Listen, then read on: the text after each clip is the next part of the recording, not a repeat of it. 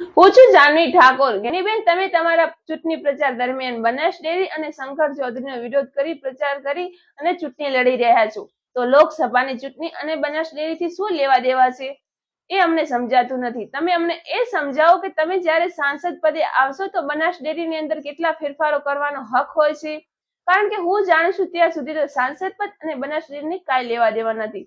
તો ગેનીબેન, વારંવાર બનાસ ડેરી અને શંકર ચૌધરીનો વિરોધ કરવાથી શું ફાયદો? તમે જ્યારે વિધાનસભાની ચૂંટણી લડતા હતા ત્યારે તમે શંકર ચૌધરીનો વિરોધ કરી અને એમ કહેતા હતા કે આ હડકાયા કૂતરાને અહીંથી કાઢો। ત્યારે ઠાકોર સમાજ સાથે અન્ય સમાજના લોકોએ પણ તમારો સાથ આપી અને તમને ધારાસભ્ય બનાવ્યા હતા। તો તમે 2017 થી ધારાસભ્ય છો, તો તમે તમારા વિસ્તારની અંદર કેટલા વિકાસના કામ કર્યા? તમે વાવ તાલુકાની અંદર કરેલા વિકાસના કામો તમે તમારા ચૂંટણી પ્રચાર દરમિયાન લોકોને જણાવો।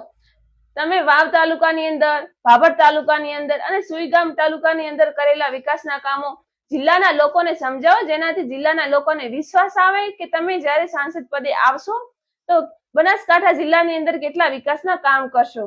ગેનીબેન, આમ તો તમે શંકર ચૌધરી અને બનાસ ડેરીનો વિરોધ કરો છો, તો પછી તમે શંકર ચૌધરીની ઓફિસે જઈ અને તેમની સાથે બેસીને ચા પીતા હતા।